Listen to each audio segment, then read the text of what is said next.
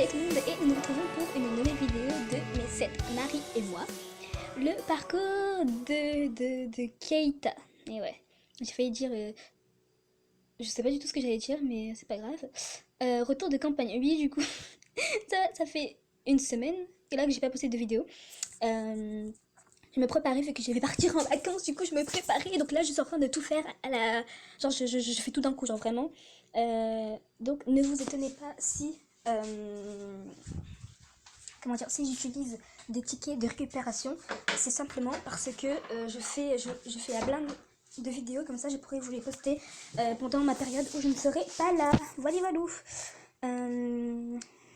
par contre... J'ai beau appuyer, ça ne marche pas. Le début est encombrant. Ok, nickel. 800 pièces d'or. Ça, les pièces, c'est absolument à garder. Vraiment, c'est une denrée rare. On va continuer, chapitre 2, épisode 1. Alors, tu sais quelque chose que tu ne nous dis pas, Kita. C'est vrai, donc du coup, nous en étions où notre héroïne, Azumi, a retrouvé la mémoire. Et du coup, on se souvient qu'on a failli se faire enlever par des bonhommes. Du coup, Ayato a supposé que c'était bien ficelé, vu qu'il y avait une très bonne organisation.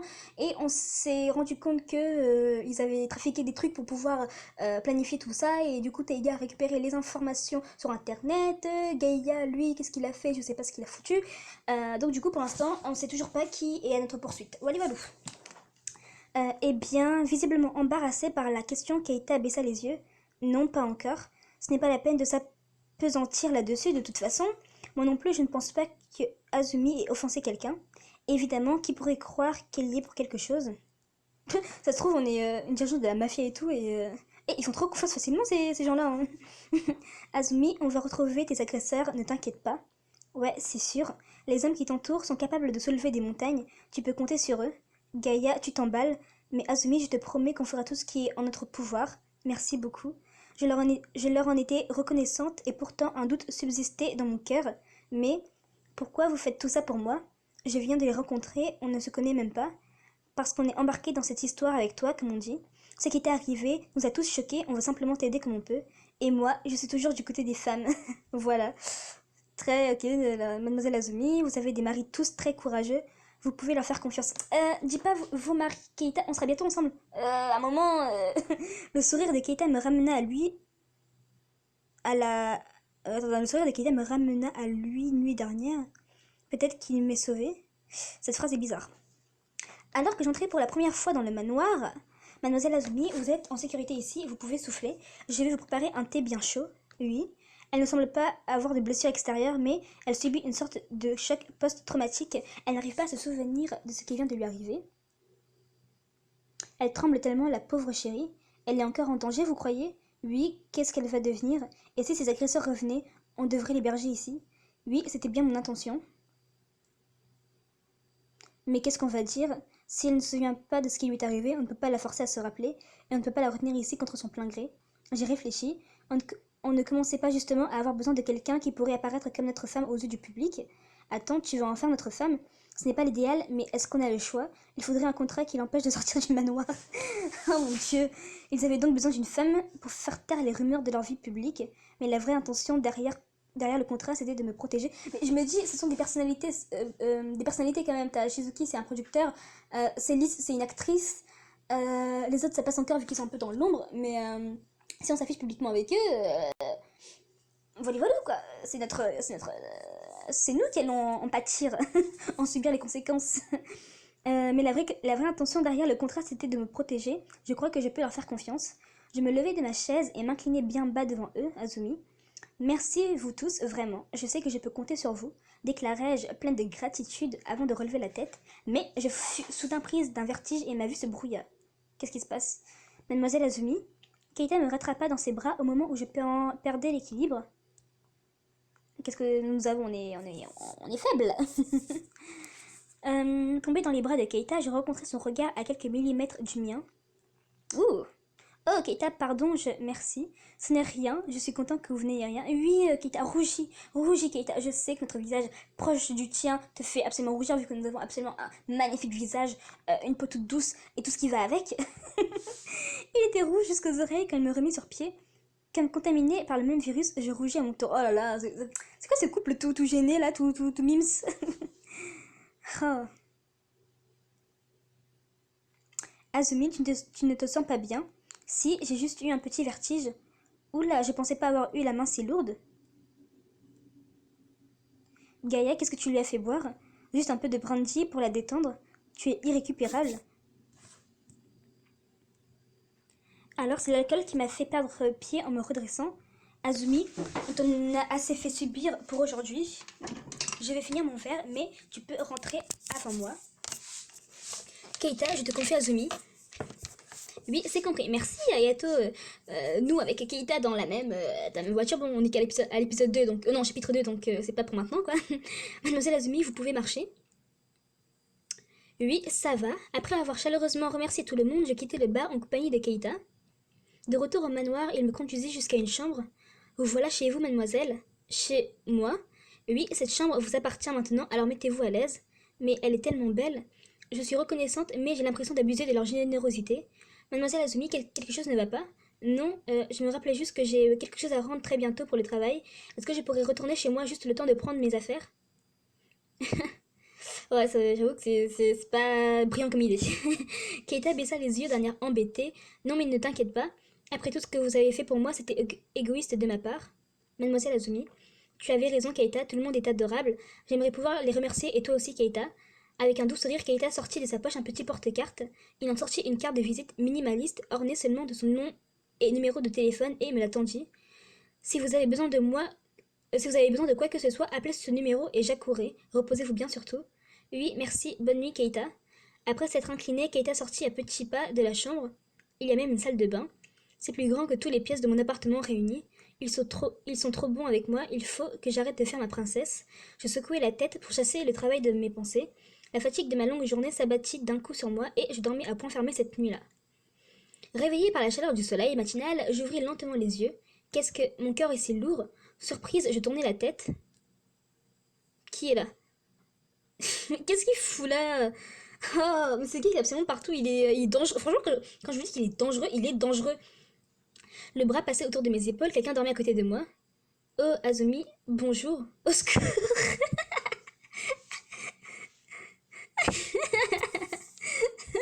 Au secours, qu'on ose dire. Au secours, m'écriai-je. Au secours, m'écriai-je en bondissant hors du lit. Il est trop tôt pour crier comme ça. Qui? Le garçon aux cheveux bruns se redressa, frotta ses yeux encore gonflés de sommeil et se leva tranquillement. Tu es Haruto? Ne confonds pas avec ce type, s'il te plaît. Oh, alors c'est toi que j'ai rencontré sur le balcon. Eh hé, bonne réponse. Il sourit, ce qui le fit ressembler encore plus à Haruto. La porte de la chambre s'ouvrit alors à la volée. Mademoiselle Azumi, je vous ai entendu crier. Toya? Qu'est-ce qu'il se passe ici? Toi? Alertés par mon cri, les deux hommes s'étaient rués vers ma chambre et semblèrent stupéfaits d'y trouver le jeune homme brun. Princesse, je te présente Toya, mon frère jumeau. C'est pour ça que vous ressemblez tant. Je suis désolée s'il t'a embêté, il est complètement idiot. C'est toi l'idiot, idiot. Quelle répartie. Arrêtez tous les deux, ne vous chamaillez pas devant mademoiselle Azumi. Veuillez les excuser, mademoiselle. Toya, présente tes excuses. Je voulais juste voir Azumi, pas lui faire de mal. Comment ça? Qu'est-ce que tu lui as fait? Mais rien, j'ai juste dormi à côté d'elle. Toya. Au ton sévère de Keita, Toya rentra les épaules d'un air penaud. Pardon, Azumi, je ne voulais pas te faire peur, je te promets que je ne t'ai pas touché. Oui, je te crois. Donc, Toya, c'est ça, enchantée. Salut, j'espère qu'on pourra passer du temps ensemble. Je n'en doute pas. Ah, princesse. Quoi, c'est. Aujourd'hui, on va passer du temps avec Haruto, c'est ça? Moi aussi, j'aimerais passer du temps avec toi. Pas de problème. Et arrête de me voler mon ami. Mais je fais rien. Haruto, tu n'es pas possible. Vous ne pouvez pas vous en empêcher tous les deux, hein, dès le matin. Tiens, Keita les tutoie, tous les deux. Keita, tu n'es pas leur majordome à eux? Si, mais je les connais depuis que je suis tout petit. On était dans la même école. Oh, c'est vrai? Mademoiselle Azumi, veuillez les excuser pour cette petite scène. Toya, que je ne t'y reprenne plus. Oui, c'est bon. Keita est comme un grand frère pour eux, on dirait. Les voir se chamailler tous les trois me fait sourire malgré moi. Je suis jalouse, je découvre un nouveau Keita.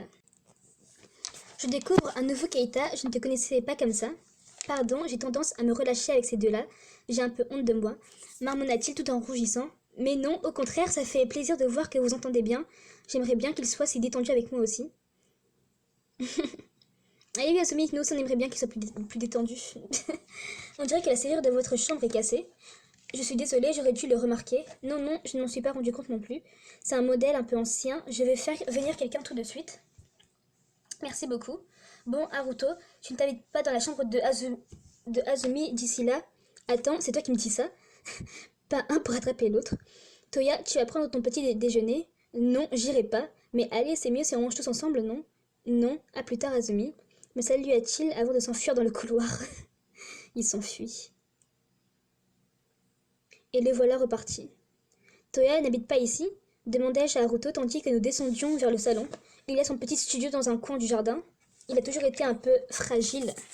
Comme il a beaucoup vécu enfermé, il n'aime toujours pas la compagnie des autres. Mais on dirait qu'il fait une exception pour toi, Azumi. Hein. S'il recommence comme ce matin, tu peux le taper, tu sais. Mais bon, il n'est pas méchant. Il est même plutôt amical quand il veut. Je vois. Il défend son frère, mine de rien. Alors que pensive, j'ouvrais la porte du salon quand un petit garçon en jaillit par surprise. Quoi? Un enfant ici? Maman! Bonjour Rui. Bonjour Rui. Bonjour Haruto. Bonjour Keita. L'enfant se tournait vers moi. Qui c'est, elle? C'est mademoiselle Azumi. Oh, mais c'est maman. C'est papa qui m'a dit. Maman? Comment ça, maman? Abasourdi, je ne puis que le sourire bêtement. Enchantée Rui. Je m'appelle Azumi. Enchantée. Il est adorable. Je me demande qui est son père.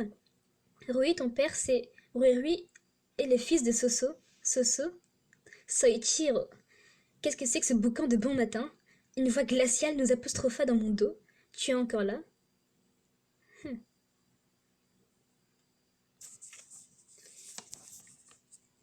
Soichiro me jeta un bref coup d'œil en allant poser une main sur la tête de Rui. Tu es prêt, Rui? On va bientôt y aller. Oui. Oh, mais alors, le père de Rui, c'est Soichiro? Les bras ballants, je les regardais s'éloigner tous les deux. Soichiro, son travail, c'est... C'est un avocat, non? Ouais, avocat.